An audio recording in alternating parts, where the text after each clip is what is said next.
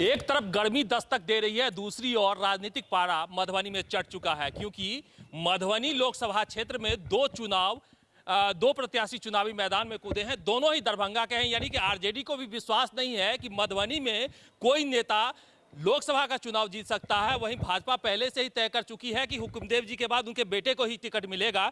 मौजूद है हमारे साथ में बुद्ध प्रकाश जी, पंचायती राज से चुनाव जीतते आए हैं, लगातार जो है मुखिया बनते आ रहे हैं। क्यों लग रहा है कि आरजेडी को भी विश्वास नहीं हो रहा कि मधुबनी का कोई नेता चुनाव जीत सकता है लोकसभा का? विश्वास नहीं, एक धारा है और धारा के साथ और उनका कर्म क्षेत्र भी दो विधानसभा ऐसे क्यूटी और जाले है, जहाँ से जो दरभंगा से फातिमी जो एमपी बनते तो उसमें जाले पड़ता है, इसलिए बाहरी की कोई बात नहीं, ये स्थानीय मधुबनी के हैं।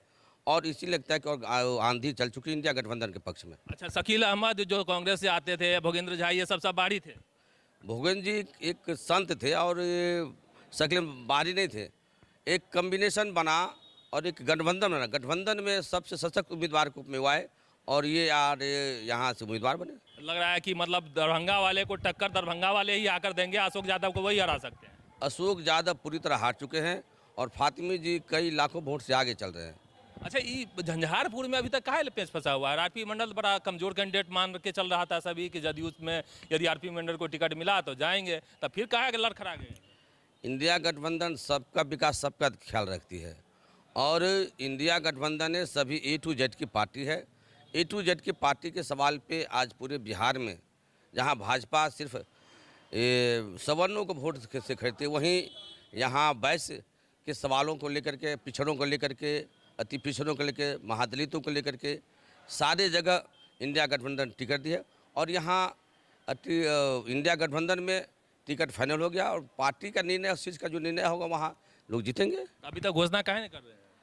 कई लोग हैं, उसमें स्क्रूटनी करना पड़ता है, पार्टी शीर्ष नेता वो निर्णय लेंगे। अच्छा, अभी तक तालमेल नहीं बैठ रहा है किसी के साथ? तालमेल हो गया, तालमेल की बात नहीं, पार्टी सिर्फ घोषणा करना, तेजस्वी व्यस्त है और घोषणा हो जाएगी। आप लगेगा कि कार्यकर्ता को टिकट मिलेगा कि फिर आयती उम्मीदवार जो है बाहर से किसी को ला के? कोई बाहरी उम्मीदवार नहीं होता है, स्थानीय उम्मीदवार तो कार्यकर्ता को ही लड़ाया जाएगा और कार्यकर्ता ही जीत के जाएंगे पार्लियामेंट। पार्टी से आते हैं उनको टिकट दे देते हैं, बोलते हैं कार्यकर्ता लड़ेंगे। अभी फातिमी जी भी तो जदयू से आके चुनाव लड़ रहे हैं। जदयू से फातिमी जी आरजेडी से वंशज ही उनका आरजेडी रहा है और उन्होंने पूर्व में भी अशोक जी के पिताजी को भी हरा चुके थे दरभंगा में, इसलिए बाहरी नहीं है और न किसी पार्टी में थे। फातिमी जी कुछ दिन के लिए चले गए थे, लेकिन पूरा दिल उनका हृदय आरजेडी में था। पप्पू यादव को कहा आरजेडी वाला मानने के चले? पप्पू जी अपनी पार्टी चला रहे थे। पप्पू जी कांग्रेस के गठबंधन में थे, गठबंधन ने निर्णय लिया, गठबंधन के लालू जी के बड़का चेला थे। लालू जी के चेला थे, चेला होने से कुछ नहीं होता। लालू जी के साथ विश्वास नहीं था उनको, लालू जी ने कभी विश्वास नहीं किया, वो तानाशाह के रूप में है। तो मतलब पप्पू जी तानाशाह हैं? हाँ, पप्पू जी तानाशाह हैं। देखिए, बड़का आरोप लगा रहे हैं। मधुबनी या झंझारपुर में अभी तक इनका तालमेल ठीक से बैठा नहीं है, क्योंकि झंझारपुर का तभी सीटों फाइनल नहीं किए हैं महागठबंधन। हालांकि फातिमी जी कल मीटिंग किए हैं, बहुत बढ़िया मीटिंग नहीं रहा है, लेकिन इनका दावा है कि फातिमी जी बहुत आगे है, जीत जाएंगे, चुनाव जीत जाएंगे। क्योंकि अशोक यादव का थोड़ा सा यदि बैकग्राउंड देखें तो निश्चित रूप से काम थोड़ा कमजोर रहा है, लेकिन जातीय समीकरण किस करवट मोड़ लेती है ये आने वाला वक्त बताएगा। चुनाव में चुनाव के बाद हम जरूर समीक्षा करने की कोशिश करेंगे। क्या लग रहा है कि चुनाव जीत जाइएगा? चुनाव हम लोग दरभंगा प्रमंडल की तीनों सीट जीतेंगे, तीनों सीट जीत जाएंगे। देखना होगा कि क्या रिजल्ट होता है, क्या रिजल्ट आता है। फिलहाल इस वीडियो में इतना ही।